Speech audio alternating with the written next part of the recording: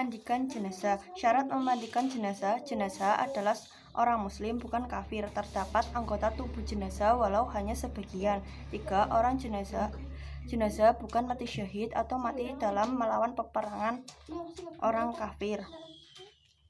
Orang-orang yang berhak memandikan jenazah dimandikan oleh orang-orang yang sama jenisnya, kecuali istri atau suami atau mahramnya.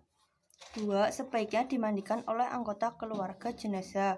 3. Tidak membicarakan aib jenazah kepada orang lain.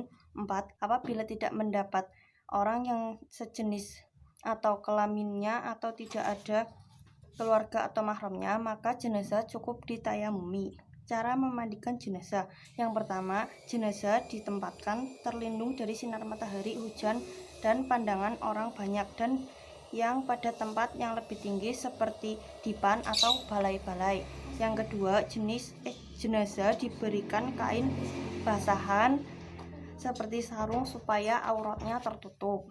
Yang ketiga, air untuk memandikan jenazah disunahkan diberi daun bidara atau kapur atau sabun untuk mempermudah menghilangkan daki. Keempat, jenazah yang akan dimandikan terlebih dahulu dibersihkan dari najis yang melekat pada anggota badannya.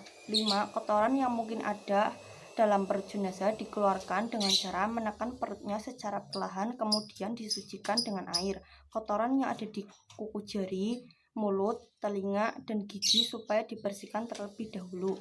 Yang keenam, menyiram air ke seluruh anggota badan jenazah sampai merata dari kepala hingga ke ujung kaki dengan cara membaringkan jenazah. Disunahkan melakukan 3-5 kali, dan basuhan terakhir dengan menggunakan air yang dicampurkan kapur barus. Yang ketujuh, dalam memandikan jenazah disunahkan mendahulukan basuhan anggota wudhu dan anggota badan sebelah kanan. Yang ke-8, rambut dan tubuh jenazah hendaknya dihanduki agar cepat kering sehingga tidak membasahi kain kafan. 2. Mengafani jenazah. Ketentuan mengafani jenazah. Kain kafannya disunahkan berwarna putih, tetapi bila tidak ada maka boleh memakai kain warna apapun yang diberi kapur barus serta harum-haruman. Rasulullah bersabda, "Pakailah kain kamu yang putih, karena sesungguhnya sebaik-baik kain adalah kain yang putih, dan kafanilah oleh kamu dengan kain yang putih." Hadis riwayat Ahmad bin al-Baihaqi. Yang kedua, kain untuk mengafani jenazah paling sedikit 1 lembar yang dapat menutupi seluruh tubuh jenazah, baik jenazah laki-laki maupun perempuan. Bagi yang mampu, disunahkan jenazah laki-laki dikafani 3 lapis kain tanpa baju dan surban, sedangkan jenazah perempuan disunahkan 5 lapis kain yang masing-masing untuk kain panjang penutup seluruh tubuh jenazah, kain bawahan, baju sarung, tutup kepala atau kerudung, dan kain penutup pinggul dan paha. Cara mengafani jenazah.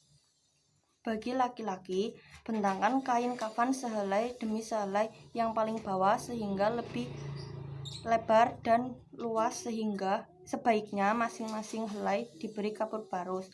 Kedua, angkatlah jenazah dalam keadaan tertutup dengan kain dan letakkan di atas kain kafan, lalu ditaburi dengan wangi-wangian. Yang ketiga, tutuplah lubang-lubang yang mungkin masih mengeluarkan kotoran atau darah dengan kapas seperti hidung, telinga, mata, mulut, kubul, dan dubur. Yang keempat, selimutkanlah kain kafan sebelah kanan yang paling atas, kemudian ujung lembar sebelah kiri.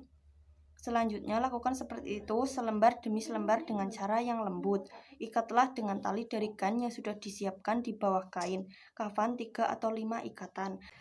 Bagi jenazah perempuan, yang pertama, susunlah kain kafan yang sudah dipotong-potong untuk masing-masing bagian, kemudian angkatlah jenazah dalam keadaan tertutup dan letakkan di atas kain kafan, lalu taburi wangi-wangian dan kapur barus.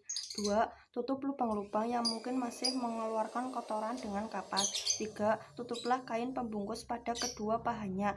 4. Pakaikan sarung atau kain bawahan.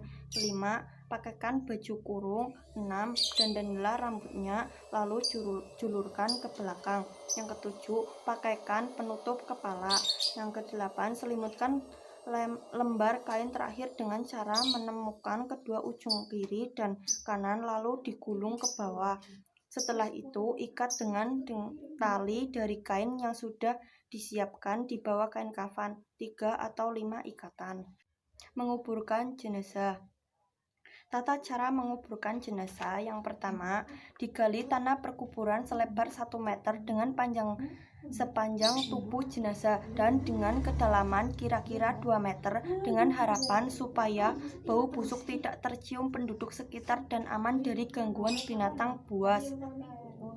Disunahkan memakai liang lahat, yaitu digali di sebelah kiblat kira-kira selebar mayat dengan posisi miring. Yang kedua, jenazah dimasukkan ke dalam liang lahat dengan posisi miring ke kanan menghadap kiblat dengan pelan-pelan, lalu diganjal dengan kepalan tanah